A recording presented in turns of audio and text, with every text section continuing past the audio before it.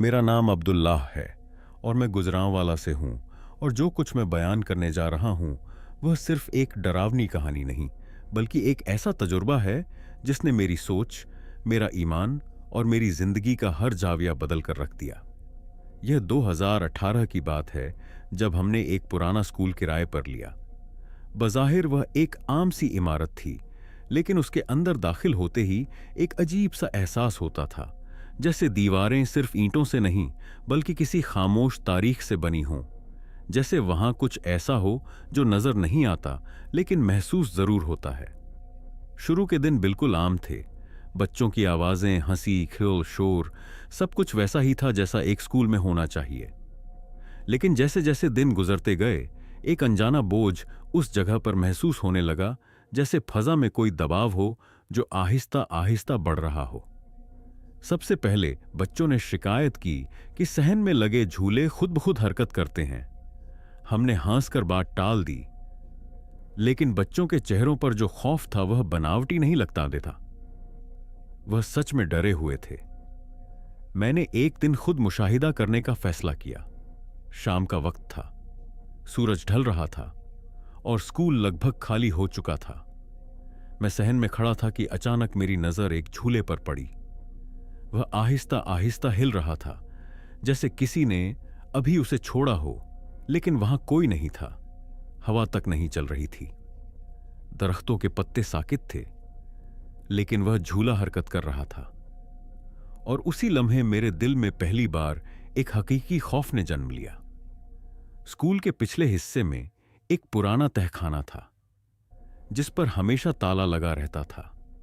हमें बताया गया था कि उसे सालों से नहीं खोला गया, लेकिन बच्चों ने कहना शुरू कर दिया कि वहां से आवाजें आती हैं, जैसे कोई अंदर चल रहा हो, जैसे कोई रोता हो। शुरू में हमने उसे वहम समझा, लेकिन एक दिन एक छोटा बच्चा रोता हुआ मेरे पास आया और कहने लगा, सर, वह मुझे बुलाता है। उसके चेहरे पर वह खौफ था जो किसी कहानी से नहीं आता बल्कि किसी हकीकत से आता है। इस बात ने मुझे बेचैन कर दिया, लेकिन मैंने फिर भी खुद को समझाया कि यह सब जहनी दबाव है, नई जगह है, बच्चे डर जाते हैं। लेकिन हकीकत इससे कहीं ज्यादा गहरी थी। एक रात मुझे स्कूल में रुकना पड़ा। पूरा स्कूल खाली था। रात की खामोशी ने इस जगह को बिल्कुल बदल दिया था। वही दीवारें, वही कमरे, लेकिन सब कुछ अजनबी लग रहा था, जैसे मैं किसी और जगह आ गया हूं। मैं ऑफिस में बैठा था कि अचानक एक आवाज आई, जैसे किसी ने कुर्सी को जोर से घसीटा हो। वह आवाज इतनी वाज़ेह थी कि मैं चौंक कर खड़ा हो गया। मैं आहिस्ता आहिस्ता तहखाने की तरफ बढ़ा। दिल की धड़कन तेज हो रही थी, और जैसे जैसे मैं करीब जा रहा था, एक और आवाज सुनाई दी, एक बच्चे के रोने की। वह आवाज कमजोर थी, लेकिन उसमें एक ऐसी अजियत थी जो सीधा दिल में उतरती थी। मैंने दरवाजे के करीब जाकर कान लगाया।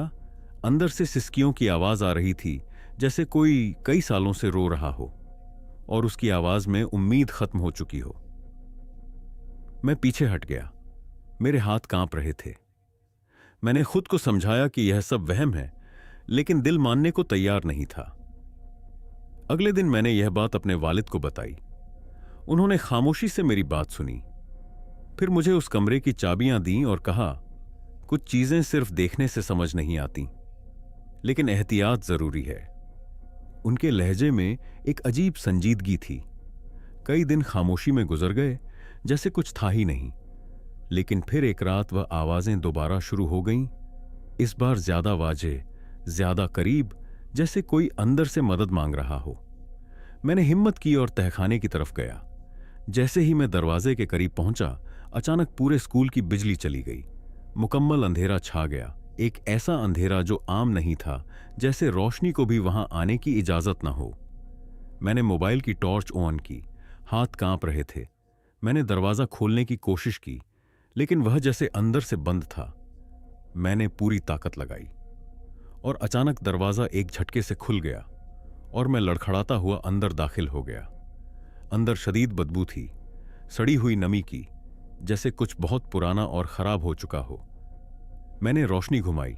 एक पुरानी कुर्सी, एक मेज और ब्लैक बोर्ड। लेकिन कमरे की फजा में एक अजीब सी भारी कैफियत थी, जैसे कोई मुझे देख रहा हो। मैंने जैसे ही एक कदम आगे बढ़ाया, धड़ाम से दरवाजा बंद हो गया। मैंने फौरन पीछे मुड़कर दरवाजा खोलने की कोशिश की, लेकिन वह नहीं खुला, जैसे किसी ने बाहर से नहीं बल्कि अंदर से उसे पकड़ रखा हो। इसी लम्हे मेरे सामने रखी कुर्सी आहिस्ता आहिस्ता खुद पीछे खिसकने लगी, जैसे अभी कोई उससे उठा हो। मेरा जिस्म सुन्न हो गया, मैं हिल नहीं पा रहा था, सांस रुक रही थी। फिर मेरे कान के करीब एक आवाज आई, बहुत आहिस्ता, सर आप भी मुझे बंद कर देंगे? मेरा दिल जैसे फट गया। उस आवाज में सिर्फ खौफ नहीं था, एक शिकवा था, एक सवाल था, जैसे वह किसी और से भी यही पूछ चुका हो। मैंने टॉर्च ब्लैक बोर्ड पर डाली और वहां पके अल्फाज खुद बुसाकी खुद जाहिर होने लगे, जैसे कोई नजर न आने वाला हाथ लिख रहा हो। मैंने दरवाजा खोला था, उसने बंद कर दिया। अचानक मुझे एक मंजर नजर आया, जैसे वह कमरा जिंदा हो गया हो। एक बच्चा कांपता हुआ दरवाजे को पीट रहा है, चीख रहा है, सर मुझे निकालें। और बाहर से कदमों की आवाज, फिर खामोशी, फिर अंधेरा, फिर रोना। और वह रोना कभी खत्म नहीं हुआ। मैं पूरी ताकत से आयतुल कुर्सी पढ़ने लगा। अल्फाज टूट रहे थे, जबान लड़खड़ा रही थी, लेकिन मैं पढ़ता रहा और आहिस्ता आहिस्ता दरवाजा खुलना शुरू हुआ, जैसे कोई उसे छोड़ रहा हो। मैं भागता हुआ बाहर निकला। अगले दिन जब हमने तहकीक की तो हकीकत आहिस्ता आहिस्ता हमारे सामने खुलना शुरू हुई, और जितना हम सुनते गए उतना ही हमें एहसास होता गया कि हम किसी आम जगह पर नहीं, बल्कि एक ऐसे जख्म के अंदर खड़े हैं जो वक्त के बावजूद कभी भरा ही नहीं। हमें मोहल्ले के एक बुजुर्ग से मालूम हुआ कि सालों पहले जब यह स्कूल नया नया था, यहां एक उस्ताद हुआ करता था जिसका नाम रियाज अहमद था। बज़ाहिर वह एक नज़्म व ज़ब्त पसंद उस्ताद था, लेकिन हकीकत में वह हद से ज्यादा सख्त, गुस्से वाला और बच्चों पर तशद्दुद करने वाला इंसान था। बच्चे उससे डरते नहीं थे, बल्कि उससे कांपते थे। उसके क्लास में दाखिल होते ही खामोशी छा जाती थी, और किसी एक मामूली गलती पर भी वह बच्चों को इस हद तक सजा देता कि उनके जिस्म पर निशान रह जाते। इसी स्कूल में एक बच्चा पढ़ता था। उसका नाम आदिल था। उम्र ज्यादा से ज्यादा 10 या 11 साल होगी। दुबला पतला, खामोश तबीयत और बहुत मासूम। वह पढ़ाई में कमजोर था, और यही बात उस उस्ताद के गुस्से की सबसे बड़ी वजह बन गई थी। अक्सर उसे पूरी क्लास के सामने जलील किया जाता, मारा जाता, और कभी कभी उसे घंटों खड़ा रखा जाता। दूसरे बच्चे उसके करीब आने से भी घबराते थे, क्योंकि जो भी उसका साथ देता वह भी सजा का शिकार होता। एक दिन एक मामूली सी गलती पर आदिल से सबक ठीक से नहीं सुना गया। रियाज अहमद का गुस्सा हद से बढ़ गया। उसने पूरी क्लास के सामने उसे बुरी तरह मारा और फिर उसे घसीटते हुए स्कूल के पिछले हिस्से में ले गया, जहां वही तहखाना था। बच्चों ने देखा कि वह उसे अंदर धकेल रहा है, और आदिल रो रहा था, चीख रहा था, सर मुझे माफ कर दें, मैं दोबारा नहीं करूंगा। लेकिन उस उस्ताद के चेहरे पर कोई रहम नहीं था। उसने दरवाजा बंद किया, ताला लगाया और क्लास में वापस आ गया। शुरू में बच्चों को लगा कि शायद वह कुछ देर बाद निकाल देगा, लेकिन वक्त गुजरता गया। 1 घंटा, 2 घंटे, फिर स्कूल का वक्त खत्म हो गया। किसी बच्चे में हिम्मत नहीं थी कि पूछ सके। वह सब डरे हुए थे। उधर आदिल के घर वालों को इंतजार था। वह हर रोज वक्त पर घर आ जाता था, लेकिन उस दिन नहीं आया। उसकी मां दरवाजे पर खड़ी उसका इंतजार करती रही, बार बार गली में झांकती, हर आवाज पर चौंक जाती, लेकिन वह नहीं आया। शाम रात में बदल गई और बेचैनी खौफ में बदल गई। उसके वालिद और बड़े भाई उसे ढूंढने निकले। गलियां छानी गईं, दोस्तों से पूछा गया, लेकिन किसी को कुछ मालूम नहीं था। अगले दिन वह स्कूल पहुंचे, परेशान, बेहाल। उन्होंने उस्तादों से पूछा, बच्चों से पूछा, लेकिन कोई वाजह जवाब नहीं मिला। कुछ बच्चे डरते डरते बस इतना कहते कि कल सर उसे कहीं ले गए थे, लेकिन किसी में हिम्मत नहीं थी सच बताने की। रियाज अहमद ने साफ इनकार कर दिया कि उसे कुछ मालूम नहीं। उसने कहा कि आदिल तो वक्त पर घर चला गया था। दिन गुजरते गए, तलाश जारी रही, पोस्टर लगाए गए, मस्जिदों में ऐलान हुआ, लेकिन आदिल का कोई निशान नहीं मिला। उसकी मां की हालत दिन ब दिन खराब होती गई। वह अक्सर स्कूल के बाहर आकर बैठ जाती, दरवाजे को देखती रहती, जैसे उसे यकीन हो कि उसका बेटा वहीं कहीं है, बस निकल कर आएगा।